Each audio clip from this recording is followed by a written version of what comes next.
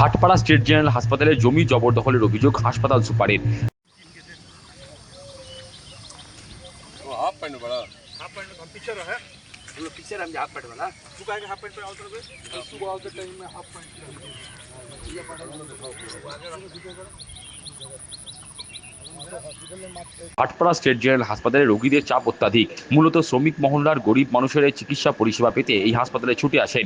জগদ্দল স্টেশনের টিকিট কাউন্টারের পাশেই সুবিশাল মাঠ রয়েছে, যেখানে এলাকার ছেলেরা খেলাধুলা করে। অভিযোগ, টিকিট কাউন্টারের সন্নিকটে হাসপাতাল মাঠের বেশ কিছু জমি দখল করে বসতি গড়ে উঠেছে। জবরদখল হাটাতে একাধিকবার হাসপাতাল কর্তৃপক্ষের তরফে নোটিশ জারি করা হয়েছে, অথচ কিছুতেই সেই জমি দখলমুক্ত করা যাচ্ছে না। শুক্রবার বেলায় হাসপাতাল সুপার মিজানুল ইসলাম এবং বিধায়ক প্রতিনিধি পিন্টু সিং জবরদখল অংশ পরিদর্শন করেন। তারা হাসপাতালের জায়গা খালি করার নির্দেশ দেন। এ প্রসঙ্গে হাসপাতাল সুপার মিজানুল ইসলাম বলেন, মাঠের শেষ প্রান্ত দখল করে কিছু মানুষজন বসবাস করছেন। সরকারি জমি খালি করতে নির্দেশ দেওয়া হয়েছিল, সেই নোটিশ বোর্ড ওরা খুলে ফেলে দিয়েছে। সুপার আক্ষেপের সুরে বলেন, হাসপাতালের জমি দখল হয়ে গেলে ভবিষ্যতে উন্নয়নের ক্ষেত্রে প্রতিবন্ধকতা সৃষ্টি হবে। সুপার হয়ে এসেছিলাম, সেই সময় আমি এটা লক্ষ্য করেছিলাম। ততক্ষণে এতটা জায়গা ছিল না, কিন্তু দিনের পর দিন যতদিন হচ্ছে ওনারা আরও পিছনের দিকে বাড়িয়ে ফিল্ডটাকে প্রায় দখল করে ফেলছে। এবার এখানে অনেক বাচ্চা ছেলে আছে যারা খেলাধুলা করে, তারা আমার কাছে অলরেডি এর আগে বহুবারই এসেছে ব্যাপারটা নিয়ে কথা বলতে। আমিও ওনাদেরকে এখানে অলরেডি 2 থেকে 3 বার বড় ব্যানার করে আমি নোটিশও দিয়েছি যে এই জায়গাটা আমাদের সরকারি জায়গা এবং হসপিটালের প্রপার্টি, কাইন্ডলি আপনারা এই জায়গা দখল করবেন না। কিন্তু তারপরও সেগুলো ছেড়ে দেওয়া হয়, সেগুলোকে ভেঙে দেওয়া হয় এবং যেমন কাজ চলতে থাকে।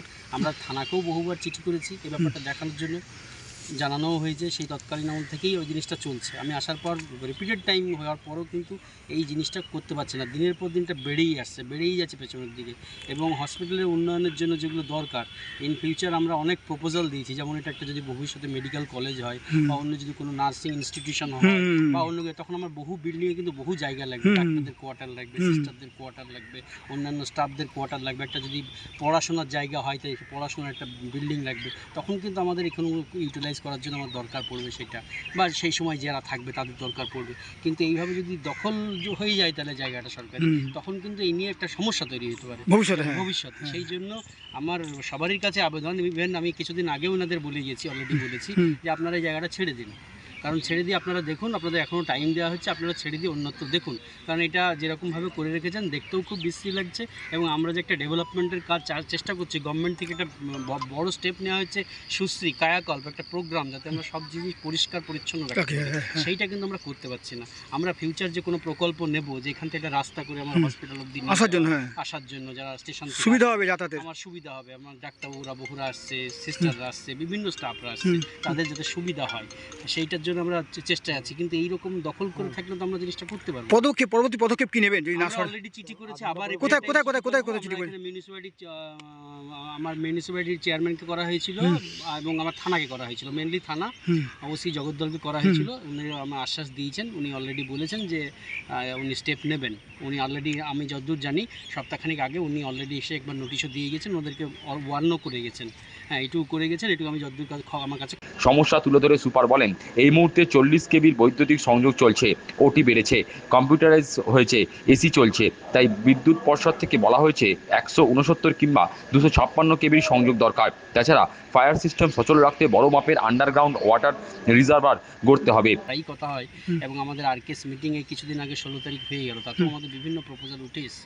প্রথম আমার দরকার ইলেকট্রিক্যাল কানেকশন, খুব বড় মাপের। মানে কি, আমার যতগুলো বিল্ডিং, আমার বিল্ডিং একটা সমস্যা, আমাদের এখন 40 কেভিএ কানেকশনে চলছে। কিন্তু আমার হসপিটালে সেই আমলে যা ছিল, এখন অনেক কিছু সিস্টেম বেড়েছে। যেমন কি, এখন আমার ওটি চলছে, আগে ওটি এতটা ছিল না, যখন এখন ওটি চালু করছে, ওটি চলছে ফুল ফেজে।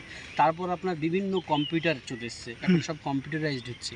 কম্পিউটারটা ইলেকট্রিক খায়, বিভিন্ন এসি চলছে, সেগুলো একটা ইলেকট্রিক খায়। এবার সমস্যা হচ্ছে কি, আমার যে লোড, সেই লোড সেটাকে কভার করতে পারছে না। আচ্ছা, সেই জন্য লাইন ফল্ট হচ্ছে, মাঝে মধ্যে ব্রেকডাউন হচ্ছে। সেই জন্য আমরা অলরেডি WBSEDCর সঙ্গে কথা বলেছি। ওনারা বলেছে আপনাদের এই কানেকশন হবে না, আপনাদের খুব কম কানেকশন 40 কেভিএ, আপনাকে মিনিমাম 169 বা 256 এইরকম কেভির কানেকশন নিতে হবে। তো আমরা দুটোই করা আছে। আমার 169 কেভির একটা কানেকশন অলরেডি আমাদের করার জন্য অ্যাপ্লাই করা আছে।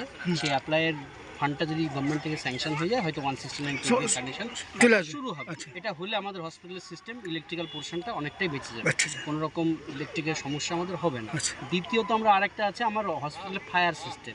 ফায়ার সিস্টেম বলতে গেলে একটা আমাদের হসপিটালে অলরেডি দেখবেন ফায়ারের একটা ইয়ে করা আছে, লাইন করা আছে, যদি অটোমেটিক কোনো জায়গায় ফায়ার লাগে অটোমেটিক জল বেরোতে জল বেরোবে। আচ্ছা, তো সেটার জন্য মানে আন্ডারগ্রাউন্ড নিচে একটা বড় রিজার্ভ রিজার্ভ দরকার। আছে এবং সেটা একটা জকি পাম্প আছে যেটা দিয়ে পাম্পটা চালু হবে এবং সেই জলটা উঠবে। এবার সেটাকে করতে গেলে আমার ইলেকট্রিক পাওয়ার কিন্তু অনেক বেশি লাগবে, 256 kVA করে লাগবে আচ্ছা, আচ্ছা। দুটো। তারও আমরা প্রপোজাল অলরেডি স্বাস্থ্যভবন অনেক আগেই দেওয়া আছে, সেটাও লাইনে আছে। তার সিভিল কাজটা অলরেডি শুরু হয়েছে, আপনারা নিশ্চয়ই দেখতে পেয়েছেন থার্ড গেটের সামনে ওখানে একটা ইয়ে হচ্ছে, রুম হচ্ছে, হ্যাঁ কথা, হ্যাঁ। সেই মিটার রুমের জন্য ওইটা 256 kVA এর জন্য ওই রুমটা তৈরি হচ্ছে। এর পরবর্তী যে ধাপ সেটা হচ্ছে ইলেকট্রিক্যাল সাবস্টেশন। আচ্ছা। ওই 256 সাবস্টেশনটা হয়ে গেলে আপনার এখানে সবসময় আশা করি লাইনের কোনো প্রবলেম থাকবে না এবং ভোল্টেজও ভালো থাকবে, আমাদের সমস্ত রকম কাজ অনেক স্মুথলি। তার পরিকল্পনা হাসপাতালের অনেক জমি পড়ে রয়েছে, সেখানে মেডিকেল কলেজ কিংবা নার্সিং ট্রেনিং স্কুল করার প্রস্তাব দেওয়া হয়েছে। সুপারের কথায় সরকারি সম্পত্তি ফেলে না রেখে সেই সম্পত্তিকে ব্যবহার করা উচিত।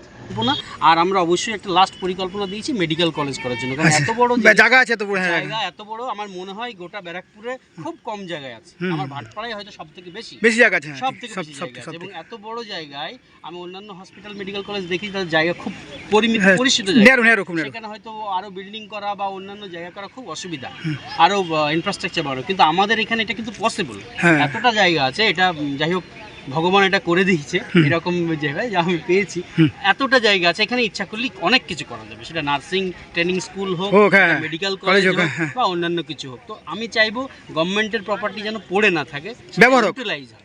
ইউটিলাইজ হলে কি হলো আমাদের হসপিটালে যেমন সুনাম বাড়বে, পাবলিক অনেক উপকৃত হবে, পাবলিক উপকৃত হবে। আর আমাদের কাজই হচ্ছে পাবলিককে উপকার করা, আমরা আর কদিন থাকবো, কারণ পাবলিক চিরকাল থাকবে এবং তাদের জন্য কিছু করতে গেলে তারা মনে রাখবে যে না এই সময় অমুক টাইমে অমুক সুপার বা অমুক হসপিটালে অমুক আমাদের ইয়ে করে গিয়েছিল। এইটুকুই আমাদের ইচ্ছা, এটা যেন আর সবাই যেন আমাদেরকে সমর্থন করে, সহযোগিতা করে, এটাই আমার এটা যদি হয় আশা করি সেই জায়গায় নিয়ে আসতে পারবো।